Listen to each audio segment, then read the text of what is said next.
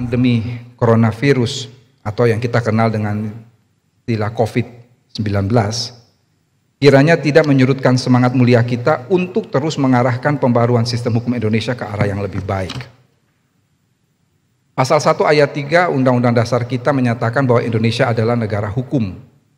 Hukum di Indonesia harus dilandasi dengan nilai yang ada dalam Pancasila, yaitu ketuhanan, kemanusiaan, persatuan, kerakyatan, dan keadilan. Untuk mewujudkan negara hukum yang berdasarkan Pancasila memerlukan sistem hukum nasional yang harmonis, sinergi, komprehensif, dan dinamis melalui upaya pembangunan hukum. Salah satu proses pembangunan hukum yang sedang kita laksanakan, khususnya di bidang hukum pidana, adalah dengan melakukan revisi terhadap Kitab Undang-Undang Hukum Pidana. Hadirin yang berbahagia, RUU KUHP merupakan salah satu upaya pemerintah untuk menyusun suatu sistem rekodifikasi. Jadi Bapak Ibu, kita tidak menggunakan istilah kodifikasi, tapi rekodifikasi. Jadi kalau kita melihat sejarah Kitab Undang-Undang Hukum Pidana kita itu, kalau dalam bahasa Arabnya itu nasabnya jelas. Hukum pidana kita itu adalah anak kandung hukum pidana Belanda, cucu kandung hukum pidana Perancis, dan cicit kandung hukum pidana Romawi. Kodifikasi sudah dilakukan sejak zaman Romawi. Kemudian pasca Perang Dunia Kedua, hukum pidana itu tumbuh masif dengan perkembangan teknologi, berbagai modus operandi, sehingga KUHP yang ada dianggap tidak bisa menyesuaikan diri dengan perkembangan zaman. Oleh karena itu, berbagai ketentuan di dalam KUHP yang ada, sebagian pasal itu kemudian dikeluarkan dan dijadikan undang-undang tersendiri. Kita mulai misalnya, kalau kita membaca pasal 204, 205 KUHP tentang kejahatan terhadap barang dan makanan mengenai obat-obat terlarang. Kemudian pada tahun 1976 kita punya Undang-Undang Narkotika, Undang-Undang Nomor 9 tahun 1976. Kemudian ketika Indonesia meratifikasi konvensi yang berkaitan dengan hijacking atau pembajakan pesawat udara, kita melakukan penambahan terhadap sejumlah pasal di dalam KUHP, yaitu pasal 479A tentang kejahatan pelayaran, lalu dimasukkanlah berbagai ketentuan konvensi yang berkaitan dengan pembajakan pesawat udara. Pada tahun 2009, ketentuan itu dihapus, lalu dibentuklah Undang-Undang Nomor 1 tahun 2009 tentang penerbangan. Demikian juga mengenai berbagai kejahatan jabatan yang itu lalu dikeluarkan dari KUHP dan dibentuklah undang-undang yang kita kenal dengan Undang-Undang Pemberantasan Tindak Pidana Korupsi. Saat ini yang ditempuh oleh pemerintah dan DPR adalah rekodifikasi.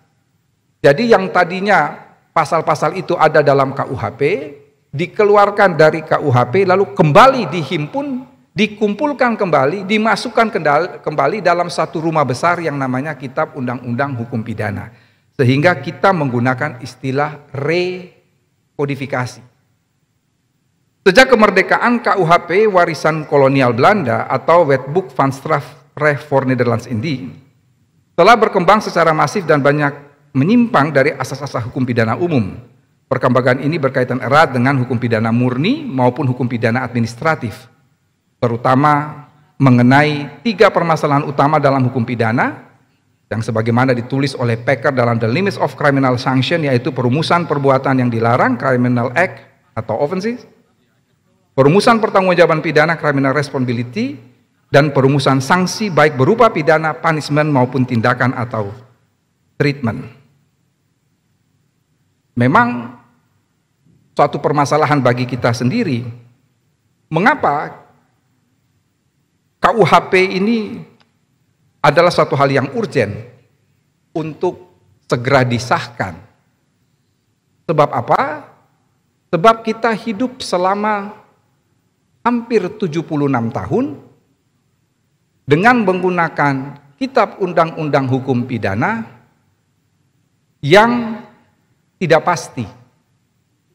Padahal Bapak Ibu tahu persis bahwa KUHP yang berlaku di ruang-ruang sidang pengadilan itu telah dipakai untuk menghukum bukan 1-2 orang, bukan puluhan, ratusan, atau ribuan, tetapi jutaan orang dihukum dengan menggunakan kitab undang-undang hukum pidana yang tidak pasti.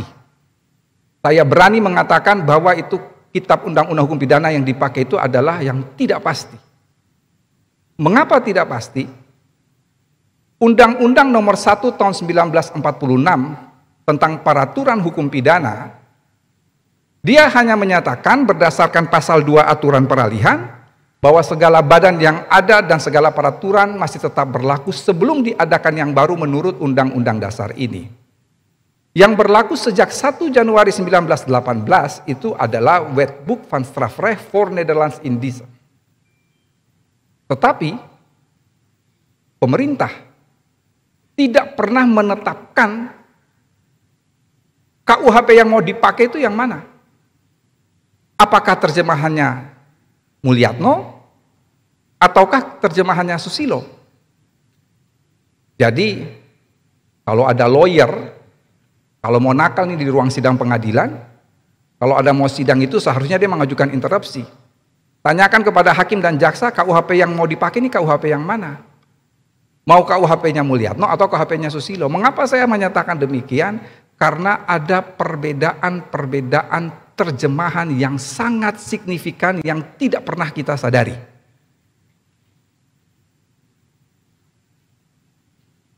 Coba secara acak, Bapak Ibu buka pasal 110 KUHP. Pasal 110 KUHP tentang permufakatan jahat atau samenspanning. Dalam KUHP yang diterjemahkan oleh Mulyatno dikatakan permufakatan jahat untuk melakukan makar sebagaimana yang tertuang dalam pasal 104 sampai dengan pasal 108 KUHP dipidana dengan pidana yang sama dengan kejahatan itu dilakukan. Dipidana dengan pidana yang sama dengan kejahatan yang dilakukan itu berarti pidana mati. Lalu coba Bapak Ibu membuka pasal 110 KUHP yang diterjemahkan oleh Susilo. Susilo mengatakan bahwa kejahatan, permufakatan jahat untuk melakukan kejahatan sebagaimana yang tercantum dalam pasal 104 sampai dengan pasal 108 KUHP dipidana dengan pidana maksimum 6 tahun. Ini perbedaan sangat signifikan. Satu pidana mati, satu 6 tahun. Ini serius. Belum lagi berbagai macam unsur, berbagai macam bestandil, berbagai macam elemen dalam pasal-pasal yang digunakan. Contoh lain, pasal 362 KUHP. Mahasiswa yang semester 2 pasti hafal lah. Barang siapa mengambil barang sebagian atau seluruhnya kepunyaan orang lain dengan maksud dimiliki secara melawan hukum. Secara melawan hukum itu diterjemahkan dari kata wederrechtelijk. Mulyatno menerjemahkan wederrechtelijk melawan hukum. Tetapi coba membuka KUHP-nya Susilo. Dia menerjemahkan wederrechtelijk itu bukan melawan hukum, melawan hak. Melawan hak termasuk di dalam melawan hukum. Tetapi melawan hukum tidak hanya melawan hak. Jadi hal-hal kecil seperti ini itu menimbulkan ketidakpastian hukum. Sehingga kalau kita menunda KUHP untuk disahkan, itu berarti suara-suara yang menginginkan status quo dan ingin bahwa kita tetap berada dalam ketidakpastian hukum dan menghukum orang dengan KUHP yang tidak pasti. Ini yang perlu kita sadari bersama. Oleh karena itu, almarhum Profesor Muladi selalu menekankan bahwa di masa depan asas dan sistem hukum pidana nasional harus disusun berdasarkan ide keseimbangan yang mencakup keseimbangan antara individu dan masyarakat, antara perlindungan korban dan individualisasi pidana, antara perbuatan dan sikap batin seseorang, antara kepastian hukum dan keadilan, dan antara nilai nasional dan internasional. Oleh karena itu, politik hukum pidana nasional yang didasari pada keseimbangan-keseimbangan tersebut perlu diarahkan pada proses seleksi suatu perbuatan dalam artian melakukan kriminalisasi atau dekriminalisasi terhadap suatu perbuatan serta menyeleksi berbagai alternatif pemidanaan dan tujuan pemidanaan di masa depan. Hadirin yang berbahagia, berbagai variasi terhadap 3 pilar utama hukum pidana telah terjadi dalam perjalanan panjang pembentukan RUU KUHP, sehingga terjadi dekodifikasi hukum pidana yang menyebabkan beberapa ketentuan dalam undang-undang dikeluarkan menjadi undang-undang tersendiri, seperti yang tadi telah saya sebutkan pada awal memberikan sambutan ini. Tidak ada terjemahan resmi KUHP dan masih terdapat ketidakjelasan KUHP yang juga tadi sudah saya jelaskan.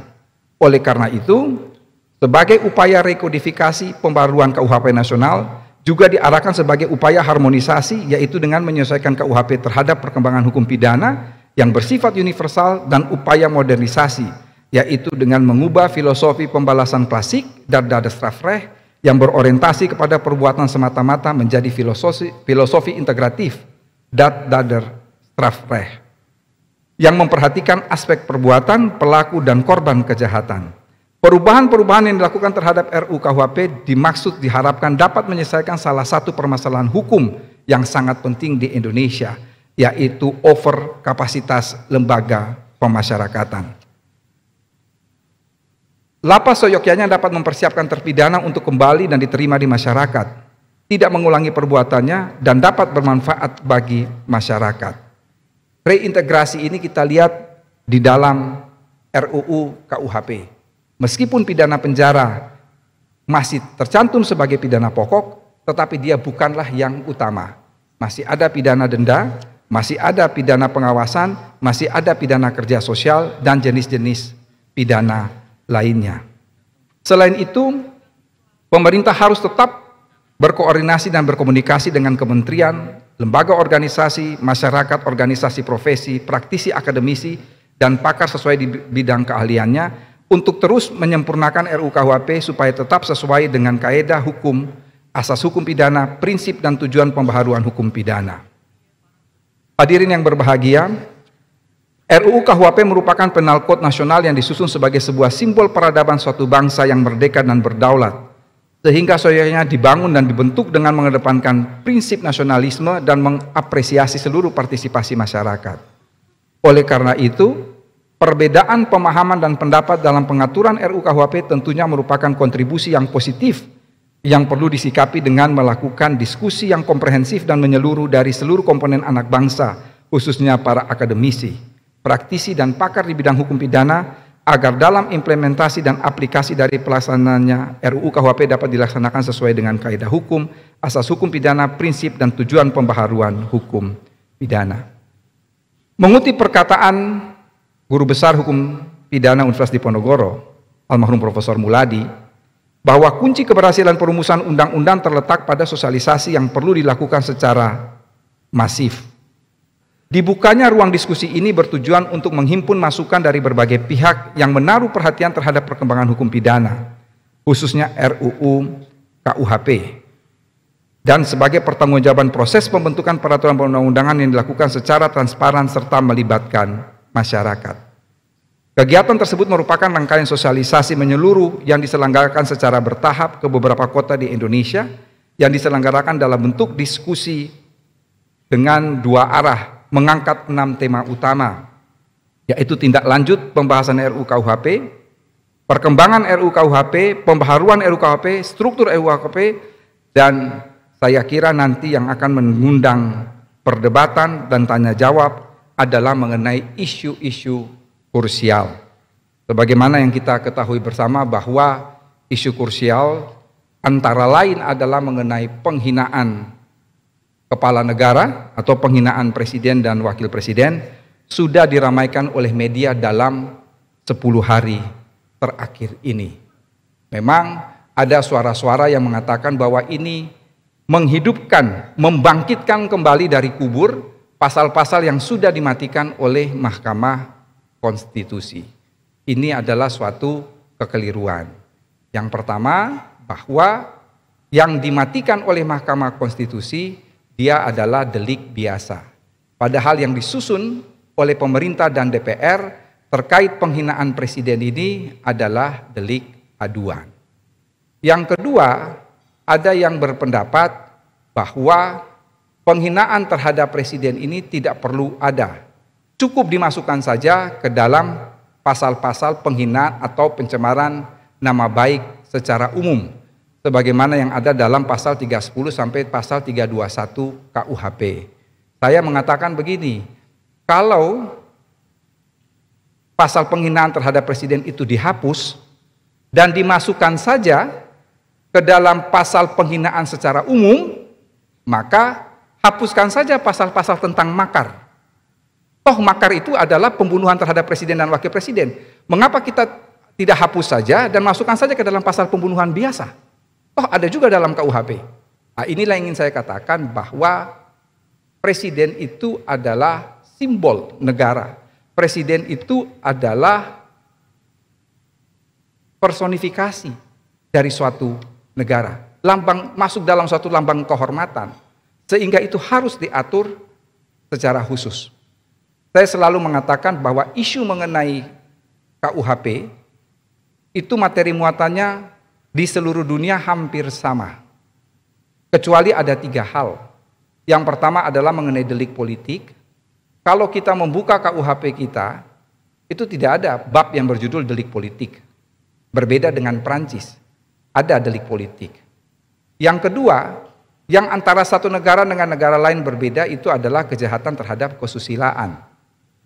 Saudara-saudara membuka KUHP Cina, di dalam KUHP Cina tidak ada satu bab pun yang tertulis mengenai kejahatan terhadap kesusilaan.